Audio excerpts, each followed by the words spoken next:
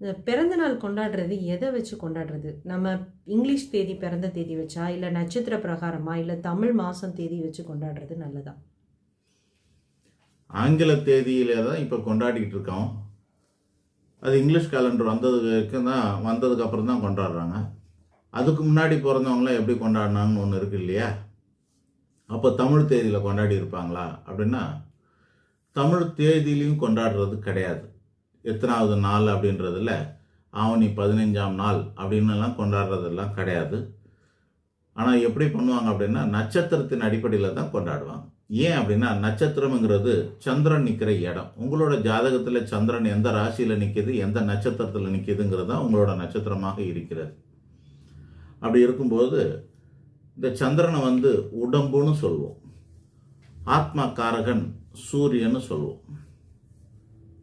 இது உடல்காரன் மனக்காரகன் சந்திரன். உடலுக்கும் மனசுக்கும் சந்திரனும், உயிருக்கும் ஆத்மாவுக்கும் சூரியனும் காரணமாக இருக்கிறது. ஆக இறந்து போனவங்களாம் நம்ம எதை வச்சு திதி கொடுக்குறோம்? நம்ம திதி கொடுக்குறோன்னு சொல்கிறோம். அப்படின்னா என்ன? திதியை வச்சு தான் கொடுக்குறோம்.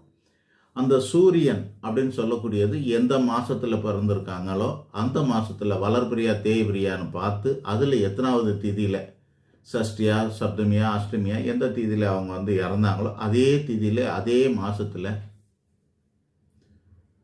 அவங்களுக்கு வருஷம் வருஷம் திதி கொடுக்கறது நம்ம பழக்கம். அந்த ஆத்மாவுக்கு அங்கே அப்போ தான் அதுக்கு பலன் தரும் அப்படிங்கிற மாதிரி, அவங்களுக்கு போய் சேருங்கிற மாதிரி நம்ம அதை திதியை வச்சு பேஸ் பண்ணி பண்ணுறோம். அப்போ உயிரோடு இருக்கிறவனுக்கு திதியில் நம்ம பிறந்தநாள் கொண்டாடலாமன்னா அப்படி கொண்டாடக்கூடாது. அவதார புருஷர்களுக்கு வேணால் உண்டு. ராமர் நவமின்னு சொல்லுவாங்க.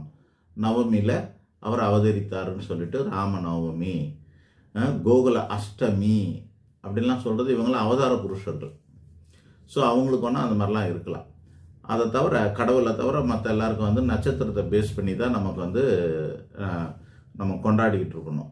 நம்ம மனுஷனும் நட்சத்திரத்தின் அடிப்படையில் தான் கொண்டாடப்பட வேண்டும். பிறந்த நாள் கொண்டாடணும்னாக்கா அது எந்த மாதத்தில் அப்படின்னு, ஒவ்வொரு ராசியில் சூரியன் நிற்கிறதுக்கு பேர் ஒரு தமிழ் மாதம்னு பேர். அது அப்ராக்சிமேட்லி ஒவ்வொரு இங்கிலீஷ் கேலண்டர்லேயும் 15ஆவது தேதியில் 15ஆம் நாள், 16ஆம் நாள், 14, 15, 16 அப்படிங்கிற இந்த தேதிகளில் தான் இடம் மாறும். தை 14ஆம் தேதி, ஜனவரி 14 தை 1ஆக வருகிறது பார்த்தீங்களா? அந்த மாதிரி அப்போது ஒவ்வொரு மாதத்துக்கு அந்த இங்கிலீஷ் கேலண்டரோட நடுவில் தமிழ் தேதி, தமிழ் மாதம் தொடங்குகிறது. தமிழுக்கும் ஆங்கிலத்துக்கும் சுமார் 15 நாள் வித்தியாசம் இருக்கிறது. ஆக முதல்ல சூரியன் அந்தந்த ராசிக்கு வந்துடணும் அப்படின்னா அவங்களோட பிறந்த மாதம் திரும்பவும் அதே மாதிரி வந்துடணும். அதே மாதத்தில்